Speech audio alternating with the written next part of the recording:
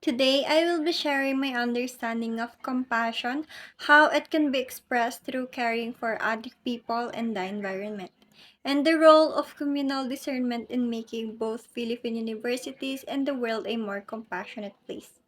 To begin, I would like to ask a simple question. Have you ever experienced a time when someone showed you kindness during one of your hardest moments?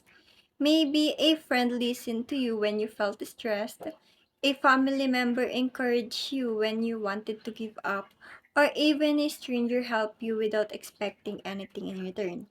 Those small acts may seem simple, but they can leave a lasting impact on someone's life.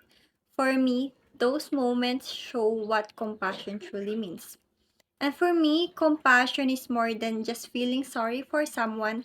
It is the ability to understand what another person is going through and choosing to respond with kindness, respect, and concern. Compassion means putting yourself in another person's situation and asking yourself, if I were in their place, how would I want others to treat me? When we ask ourselves in this question, we became more aware of the feelings and the struggles of others. Compassion is not always about giving money or solving someone's problems. Sometimes people simply need someone who will listen to them without judging them. Sometimes they need encouragement, patience, and understanding, or just simply someone who reminds them that they are not alone. I believe that the smallest acts of kindness can make a big difference. A simple smile, saying thank you, helping a classmate to understand a lesson, or checking on a friend who seems quiet may seem ordinary, but these actions can brighten someone's day.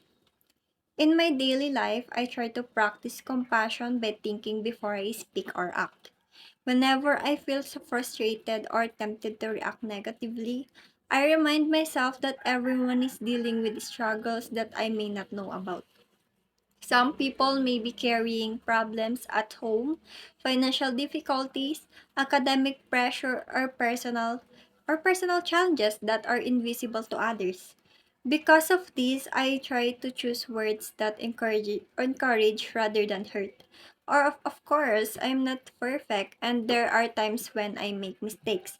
But I believe compassion is something we continue to practice every day through our choices and actions. Compassion is not only shown toward people but also toward the environment. At first, some people may think these two are unrelated, but when we look closely, they are deeply connected. Caring for the environment is also a way of caring for people because the condition of our environment directly affects our health, safety, and future. Simple actions like throwing our trash properly, reducing the use of plastic, conserving water and electricity, planting trees, and joining community cleanup activities may seem small, but they help protect our surroundings. More importantly, they show that we care not only about ourselves but also about future generations who will inherit the world we leave behind. One example that comes to mind is the increasing number of floods and the stronger typhoons experienced in the Philippines. Every year, many families lose their homes, livelihoods, and even loved ones because of these disasters.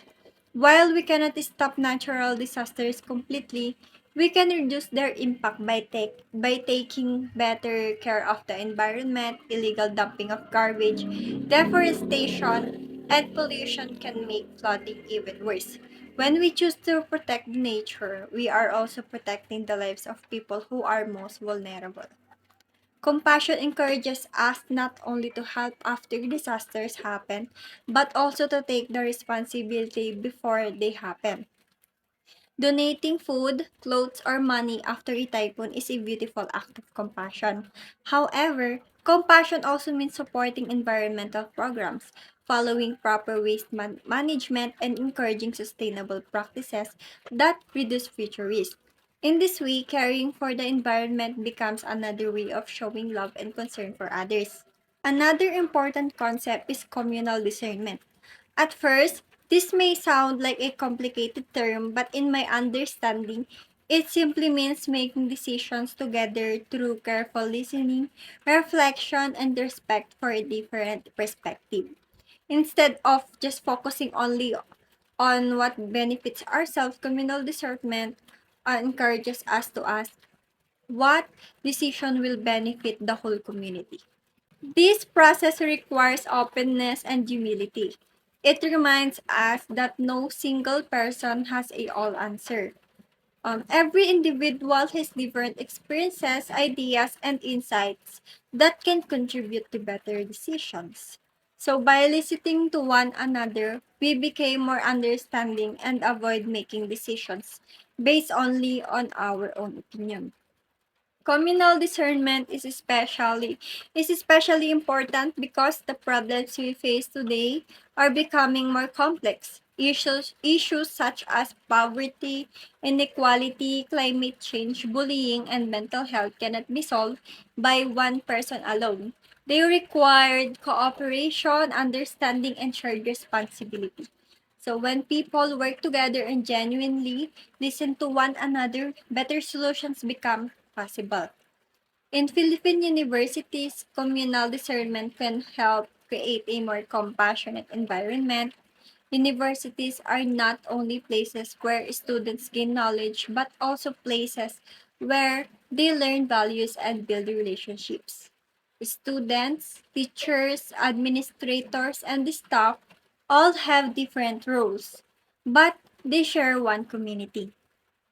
For example, when schools involve students in discussions about campus policies, mental health programs, environmental activities, or community outreach projects, everyone has the opportunity to contribute instead of making decisions based only on personal interests.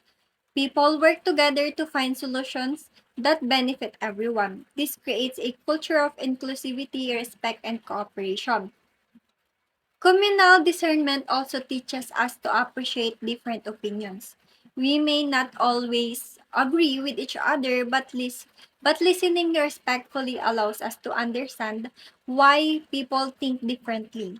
This helps reduce conflict and strengthens the relationship within the university community. On a larger scale, communal discernment can also make the world a more compassionate place. The world faces many challenges that affect millions of people, including climate change, hunger, poverty, inequality, and conflicts between nations. These problems cannot be solved by governments alone. They require individuals, communities, organizations, and countries to work together.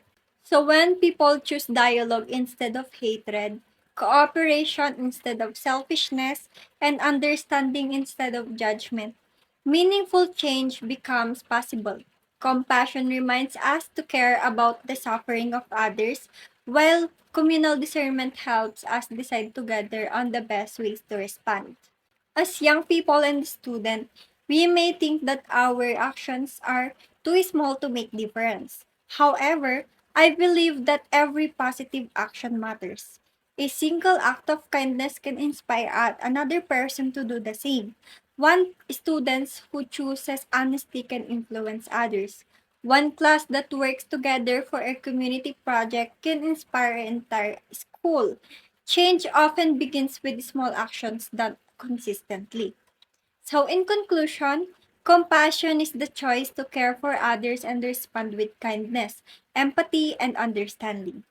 It is not limited to emotions, but is shown through our everyday actions toward people and our responsibility to protect the environment. Meanwhile, communal discernment teaches us to make thoughtful decisions together by listening, reflecting, and considering what is best for the entire community. If we practice compassion in our daily lives and embrace communal discernment in the decisions we make, we can help build kinder schools, stronger communities, and a better world. Real change does not always begin with grand gestures. Sometimes it starts with one compassionate decision, one respectful conversation, and one simple act of kindness at a time.